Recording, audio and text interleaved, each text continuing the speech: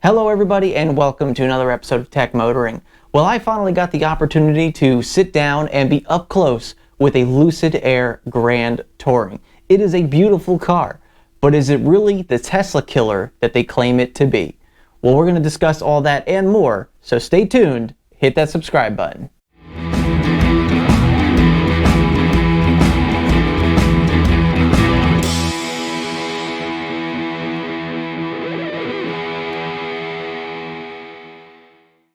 Alright everybody, well welcome back. So like I was mentioning before, I finally got to see a Lucid Air up close. I actually got to sit in it. So here's the story behind it.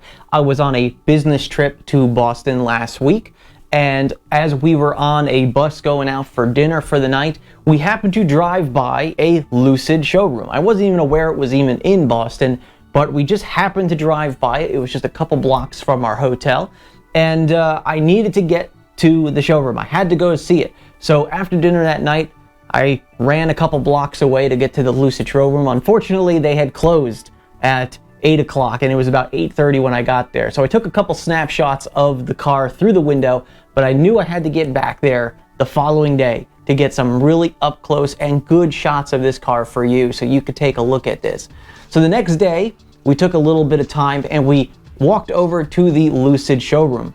And I got there and I was thoroughly impressed by just the showroom. There was two individuals there as you walk in to basically say hello, introduce themselves, show you the car. And I was quite upfront with them when I walked in. I said, hey, listen, I'm not here to buy the car. I'm not interested in buying the car. It's way out of my price range. I'm an EV enthusiast, but I need to see this car. I need to look at this car. And she was perfectly fine with that. We were the only people in the showroom, which was probably part of the reason why she was okay with that. But we got in, she sat down in the car with us. We were able to take a look at everything in the car. She went through all the different options and everything on the screen. She took a good long time to go over all the car. And so I'm going to go into detail on all the little bits and pieces that I saw on this car that were really interesting and different, and maybe something you wouldn't necessarily see on other EVs or in the case of its competitor, the Tesla Model S. So let's dive deep into this and see what we're looking at here. Well, first things first, let's actually talk about the showroom itself, because that was really impressive. So when you walk in, they have the car right there, right in front of you. Here's the car. This is it. It's the only car they offer at this point, and it's just right out in the middle of the showroom for everybody to see through the windows. It was very obvious. They had a big poster on the wall of, the Lucid Air. They had all this stuff kind of mingled around the store of, the electric motor they had set up on a pedestal there so you could take a look at the electric motor, the electrical components that are used. They had one battery module sitting out there as well so you could take a look at that. The level 2 charger was up against the wall that you can take a look at. And then towards the back of the store, they had a table with all of the interior options you could get with the car, which is not too many. I think it was only about 4 or 5 different options you could get with this vehicle. And you can see the differences between the textures that they use and the different materials and colors and how they contrast. And it was really neat to see that. And then against the back wall, they had a really, really nice display of a Lucid Air in the color that you can get. And there's only, once again, maybe about 5 or 6 colors that you can actually get the Lucid Air in. And it is a very, very nice, setup that they have in there. And it's a very nice place to just kind of mingle around and take a look at some stuff and just get an idea of what their idea was behind the Lucid Air. They also have a gift shop in there, which, if you couldn't tell, I ended up spending a couple bucks in the gift shop because I figured first time I ever seen a Lucid Air, I was in the showroom, I figured I had to buy a little something. So I ended up coming home with a t-shirt and this water bottle here, just as a quick souvenir. But they did a really good job of dressing up the showroom and making it look appropriate and high-end as well, because we are looking at a car that is more than $100,000. $140,000, I believe, is the current price, but that is going up very soon, if not already. So let's dive into the car real quick. So the outside of the car is actually pretty nice. I will admit, I've seen a lot of videos of the Lucid Air, and I never was able to get a good grasp on how the car really looked in person, but honestly, it looks very similar in person than it does in all those videos that you may have already seen on the Lucid Air.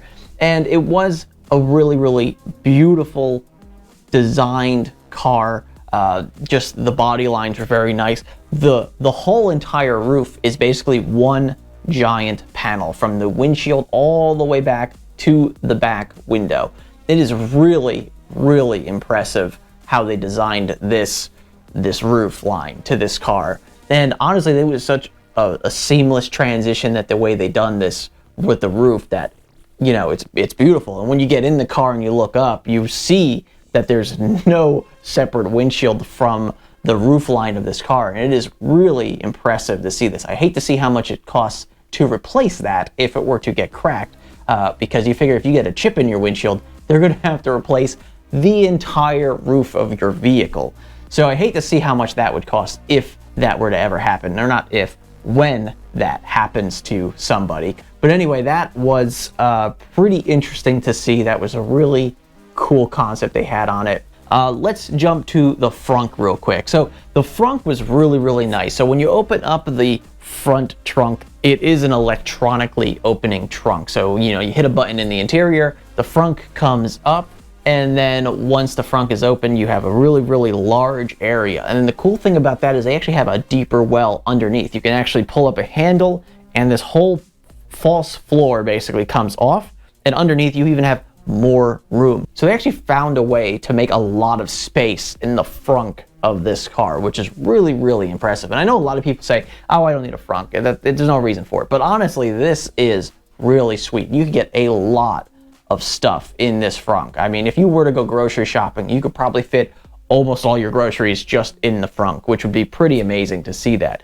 But anyway, let's move on to the back of the car, the trunk. Now, the trunk has this really weird, tight clamshell style opening.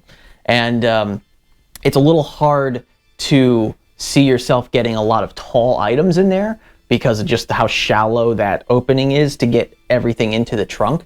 But it is a pretty long, wide trunk. Like, there's a good gap between the, you know, the back of the vehicle and the back of the seats. And you could see that pretty easily when you're up close. Sometimes on video that doesn't show as well, but honestly, you can easily, you know, fit a lot of items in the back, as long as they're not too tall or big, so they can actually fit into the actual, you know, opening of the trunk. So that is one little thing of that vehicle that I wasn't too thrilled about, which is, you know, maybe why when Tesla designed the Model S, they went with a hatchback style versus this. But either way, this Grand Touring model that we're seeing here, $140,000 for that fully loaded Grand Touring model. It really, really is beautiful. Let's take a look at the interior real quick. Now, I will admit that the interior is just beautiful. I mean, they have a nice large binnacle. I mean, it's not just a small binnacle like you get on most cars where it's like right behind the steering wheel. And this goes across a good chunk of the dashboard, all the way across the middle of the dashboard, and it gives you all the necessary things for when you're driving, you know, whatever you need. You can even have other options up there like your music and stuff. So this way it's within eyesight of your, you know, peripherals, as opposed to having to look down at the center screen, which we'll get to in just a second. Very, very nicely done, very designed. I wish I had more time to spend with, you know, tinkering with all the buttons and setting up and making stuff work. But unfortunately, we were limited by time due to our business trip there. So I had to eventually pull myself away from the car. But it was very, very nice. Seats were beautiful. It had the leg support that comes out of the front of the seat to help support your legs, which was very nice. Obviously, it had heated seats, cooled seats. The rear seats were heated as well. Not cooled in the back, but they were heated. The back seats did have a very nice touch screen way to adjust their vents and their HVAC system stuff, all in the back seat right there between the two seats on the back of the center console. That was a very nice touch that they made with this car, so you can actually use it. Very similar to the new Model S where they have a screen in the back seat. This is pretty much the similar idea. This screen didn't appear to be as big as the Model S's. It just appeared to be a functional screen to do stuff on, as opposed to a Model S where it appears that you have a lot more functionality from that screen. But a screen nonetheless, and a screen is there to do some work. Now going back to the front of the vehicle there, now the main screen in the middle between the two seats in the center console there, it is a folding down screen. So it actually folds up into the dashboard, and then when you want it, you tap a small button on the bottom of the screen, and then it folds down to, you know, its position on roughly a 45-degree angle, somewhere around there. It was designed to point up towards you as so this way you're not, you know, straining to bend your neck to look at the screen. It was actually put on such an angle where you can actually see the screen, which was a very nice touch. Of course, the screen that was in this car was actually, it was defective. There was a problem with it. So like when it went up, it never fully went into the dashboard. So if you hit the button on the screen to fold it down, it would come all the way down and then it would stop and then go back up. And it wouldn't actually come all the way. So basically I was told that there was just so much abuse to this screen that, you know, unfortunately it's not working. This was a pre-production vehicle as well, so it wasn't like this was a final vehicle. The screen had to be pushed into the dashboard a little bit, and then you can tap the button and then it would fold out perfectly fine. So it was just one of those things where must have been the gear mechanism must be slightly off. Now that just has to be fixed by a Lucid technician. But either way, the screen has all your options on it as you would need for this car. They did a very nice job of creating an interface that you can navigate through and get to everything you need. The details, the colors, everything seemed to be very nice and crisp on this screen. So I was very impressed with how this screen was on this vehicle. Definitely seemed like they put some effort. The response of the touch was very good as well. I can't compare it to a Model S since I've never been in a Model S before, but I would say it's probably right there with the Model S, if not maybe even slightly better. But once again, I have no evidence of that. So, but very nice touchscreen, no lag. I will admit it was probably a little bit nicer than my Mach-E. So not that that's really a good baseline, considering that there's almost a third of the cost in the Mach-E versus this car. So, you know, a lot difference in the quality here. But overall, I was thoroughly impressed with this Lucid Air. The showroom was very, very nice. The car was right there for everybody to see. It was beautiful. The people were very, very helpful. Some would even say that this is exactly how Tesla was back in the day. You know, when they first came out, when they were trying to recruit people to buy these cars, and, you know, hey, this is our Model S. It's $130,000 or whatever the Model S was when it first came out. And, you know, you may say that this is exactly how Tesla used to be, and it's probably true. And that's why Lucid is taking that same approach, because they know exactly how important it is for this first vehicle, an expensive first vehicle, to be approachable. And so I give Lucid a lot of credit for doing all that work to make it a very nice experience when you walk in. Now, keep in mind that this is a showroom. This is not actually a dealership. So you can't actually buy the car from this area. You have to still go online. You still have to pre-order the vehicle through the website. They're not allowed to actually sell you a vehicle in the showroom. It's not a thing. If you do have a pre-order for a Lucid Air Grand Touring, I think it was, you're actually able to go upstairs of the showroom. In this particular showroom, it was upstairs, and actually sit in front of a VR. So you could put on a VR headset, and you can actually walk around your vehicle per se. You could change the colors, change the interior, and you can actually have a VR experience with your vehicle. Unfortunately, I wasn't allowed to see any of this due to the fact that I didn't have a reservation for one of these vehicles, and I wasn't willing to spend the money that day to put a reservation in. But the car was very nice. It was an awesome experience for me to sit in the car and, you know, actually see this. You know, I've seen many videos of this vehicle and just thinking, wow, I've never sat in a vehicle that was quite that expensive before. And getting into this Lucid Air Grand Touring was very, very cool, very surreal in a lot of ways, because I had never seen, you know, a car like this before in person, or at least not been able to, you know, tinker with a car this expensive in person. So that was really, really cool opportunity to do this. Unfortunately, they did not offer test drives. The car had like 75 miles on it. It's literally just lived its entire life in this showroom. A couple other things I could go over real quick. The wheels were very impressive, very nice. I really did think they hit it off nicely with the wheels. The CCS port is a electronic CCS port, so there's a couple ways that you can open it. One from the main screen between the two seats, one from the top left corner of the binnacle dashboard, and then you can actually just go on the outside of the vehicle, push on the panel, and the panel will fold down electronically. So this way you can plug in your CCS adapter, and then of course you can just fold it right back up again electronically as well to close that CCS. So good job on the CCS port as well. Overall, the aesthetics of the car is beautiful. The lights are beautiful. All the little details they put in with everything, they just got it right. They did a very good job of getting this car looking like it should. Now, the question comes down to, is this a Tesla killer? Is this a vehicle that ultimately is going to hurt the sales of the Model S? I don't know. I don't think so. I think the Lucid Air is a very particular vehicle for a very niche party. Now, when the Model S first came out nearly 10 years ago, I would say they're in the same situation. The Model S 10 years ago and the Lucid Air today are in the very same predicament 10 years apart, which that is where things get a little bit weird, right? Because you know Tesla, because they've been around for 10 years, at least 10 years, they've made these vehicles very well. They've been able to show that they can handle the charging infrastructure very well. The vehicles last because there's still people driving 2012, 2013 Model S's on the road, and they are perfectly fine with the way that they perform, even with the older batteries, something that's come a long way.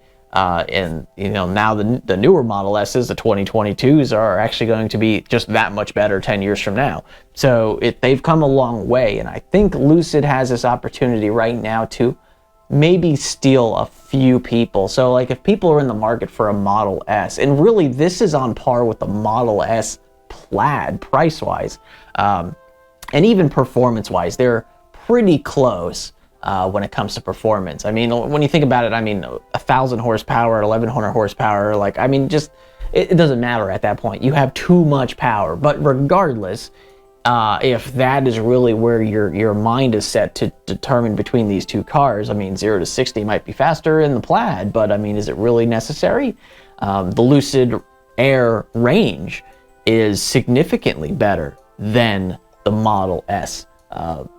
Long range or Plaid or whatever you want to compare it to at that point. So it is significantly better in certain aspects, but is it going to take away from the sales of the Model S? I think a little bit. I think most people who are Tesla owners are going to stay Tesla owners, and I think the very few that are not happy with their Teslas may move over to the Lucid Air if they have that money to spend, if they're in the market for $140,000 plus vehicle, because the price will be going up soon anyway, $150,000 plus vehicle.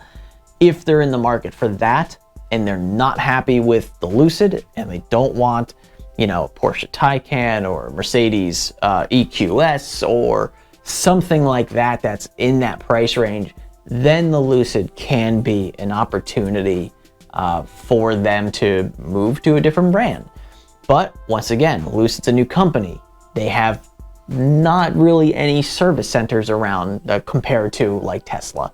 Are people going to want to take the chance of buying a $150,000 plus vehicle with not knowing if they have that support right there waiting for them?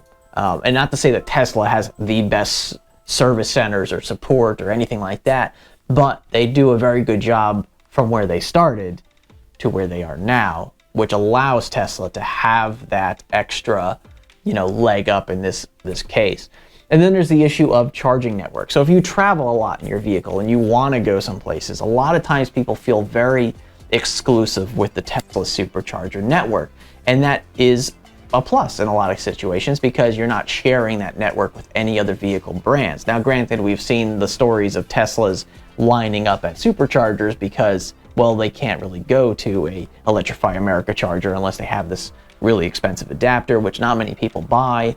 But the situation here is that as we continue to develop more electric vehicles that are based on the CCS standard, will the Lucid still be a good car to drive? But I think the Lucid Air is a fantastic looking vehicle. I think they did a really nice job of getting a body that looks very good and keeping their coefficient of drag low, so this way they can show that they can do 500 miles on a charge on this vehicle. Now, they will eventually have a smaller battery, and they are planning on coming out with an $80,000 version of this car. Actually, I think it's going to be more like $90,000 by the time they get their stuff in line and ready for that, because of the way that the economy is right now in the market.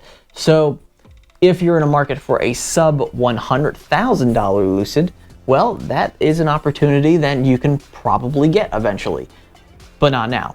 Probably late next year, possibly even 2024 before we even see the cheaper version of the Lucid Air. Keep in mind that they have the Lucid Air Dream Edition, Grand Touring, before you get to the, the base model. So you have a while before you end up having to get to that cheapest model that people can afford. But by that time, you're not buying a really expensive luxury car. You're really just buying a relatively expensive, nice car, in my opinion. You miss out on the bigger battery, so you don't get the same range.